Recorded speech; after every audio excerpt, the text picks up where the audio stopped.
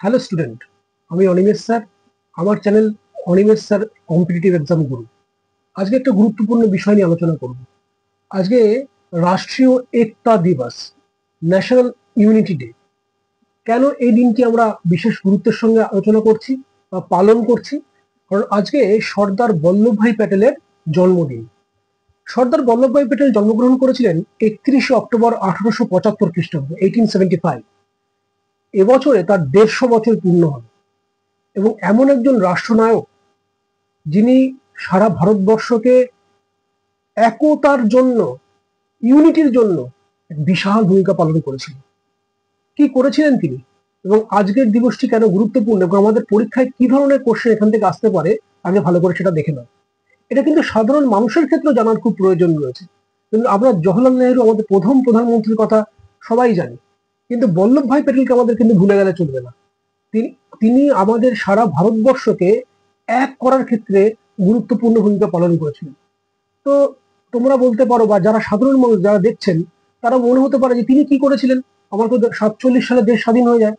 যখন 47 সালে দেশ স্বাধীন হয়ে যায়, আমাদের দেশে তো প্রচুর রাজা ছিলেন। কারণ এই রাজাদের কাছ থেকেই তো একে একে সব ট্রান্সফার করে ইংরেজরা ক্ষমতা দখল করেছিল।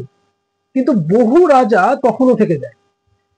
কিভাবে রাজার হাত থেকে ক্ষমতা দখল করেছিল সেটা ইতিহাসের বিষয়, সেটা কোনো ইতিহাস পড়াবো তখন জানাবো।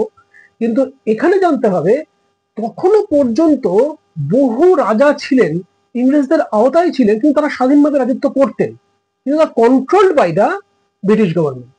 এখন এরকম 500-র উপরে যারা রাজা, প্রভৃতি 562টা প্রিন্সলি স্টেট স্বাধীন হয়ে যাওয়ার পরেও ছিল। তারা ভেবেছিল তারা বুঝি এই স্বাধীনতার পরে নিজেদের ক্ষমতা আবার ফিরে পাবে, কিন্তু সেটা তো সম্ভব নয়। কারণ ভারতবর্ষে তখন টোটালি একটা আন্দোলনের মধ্যে দিয়ে একটা দেশে পরিণত হয়েছে, তখন সেখানে রাজতন্ত্র আর থাকতে পারে না। এখন তারা তো চাইছে যে এইভাবে আমরা আমাদের রাজতন্ত্রকে বজায় রাখি।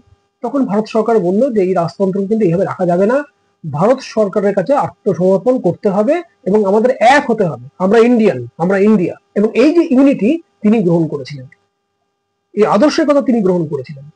এবং এই 562খানা প্রিন্সলি স্টেট তারা কিন্তু ভারতের কাছে আত্মসমর্পণ করে, এই রাজারা।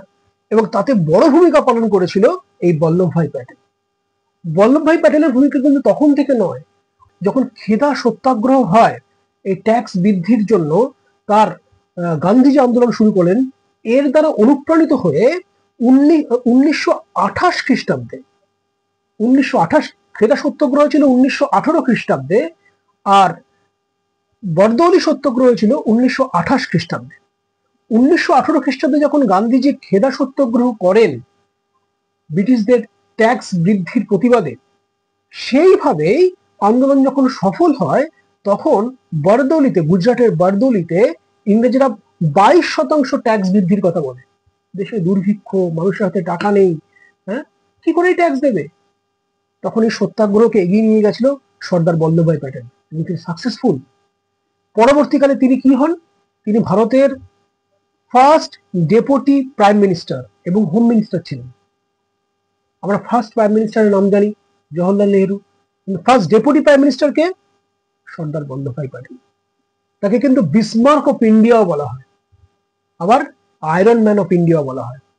দেশের ইন্টিগ্রেশনের ক্ষেত্রে, দেশের ঐক্যকে গড়ে তোলার ক্ষেত্রে তার বিশাল ভূমিকা ছিল। এবার দেখা যাক আমাদের নরেন্দ্র মোদী সরকার আসার পর কি কি উদ্যোগ নিয়েছে তার এই জন্মদিনকে সুন্দর করে পালন করার জন্য। এবছর তো বিশালভাবে আয়োজন করেছেন, গুজরাটে সেটা হচ্ছেন, এখানে বিশাল বড় প্যারেডের আয়োজন করা হয়েছে। কি হয়েছে? একটা স্ট্যাচু অফ ইউনিটি তৈরি করা হয়েছে। এই স্ট্যাচু অফ ইউনিটি কোথায়? গুজরাটের একতা নগরে। সেটা সর্দার সরোবর ড্যাম সেখান থেকে দেখা যাচ্ছে, আর নর্মদা নদীর তীরে। এখানে একটা আইল্যান্ড আছে, সেটা সাধু আইল্যান্ড বলা হয়। সেইখানে এই বিশাল বড় স্ট্যাচু অফ ইউনিটি তৈরি করা হয়েছে। এই স্ট্যাচু অফ ইউনিটি কত বড় জানো? 182 মিটার তার উচ্চতা, মানে 597 ফিট উঁচু। সারা পৃথিবীর ওয়ার্ল্ডের টলেস্ট এই unity of statue of unity তৈরি করা হয়েছে। যেটা আগে ছিল চায়নার স্প্রিং টেম্পল বুদ্ধার 177 মিটার যার হাইট ছিল, সেটা কিন্তু এখন আমাদের দেশের এই statue of unity. Statue of liberty আমরা শুনি, কিন্তু স্ট্যাচু অফ ইউনিটি আমাদের দেশে যে এত বড় একটা স্ট্যাচু তৈরি করা হয়েছে এবং যেটা মানুষের কাছে সেই ঐক্যের বার্তা দেয়। যখন এই অপারেশন সিন্দুর হয়েছিল তখন আমরা দেখেছিলাম কিভাবে সমস্ত ভারতীয় হাতে হাত মিলিয়ে বলেছিল আমরা জিতবই। এই স্ট্যাচু অফ ইউনিটি কিন্তু আমাদের সেই গর্বের জিনিস, যেটা বুঝিয়ে দেয় যে আমরা ভারতীয়। এটা তৈরি করেছিলেন কে? এই স্ট্যাচু অফ ইউনিটি তৈরি করেছিলেন রাম ভি সুতার, মানে তার ডিজাইনটা তৈরি করেছিলেন, এবং লার্সেন টুব্রো টোটাল কনস্ট্রাকশনটা তৈরি করেন। মনে রাখতে হবে যে ভারতের ক্ষেত্রে এই স্ট্যাচু অফ ইউনিটি এক গুরুত্বপূর্ণ ভূমিকা পালন করবে ভারতের সংহতি এবং ঐক্যের জন্য। এবং স্ট্যাচু অফ লিবার্টি আজকের ঐক্যের প্রতীক। আজকের দিনটা আমাদের মহাসমরে পালিত হয়েছে দেশের জন্য, দেশের জনতার জন্য, দেশের জনগণের ঐক্যকে তুলে ধরার জন্য। তাই একটা গুরুত্বপূর্ণ তথ্য শেয়ার করলাম। সবাই এটা দেখো এবং সবাইকে শেয়ার করো, লাইক করো, সাবস্ক্রাইব করো।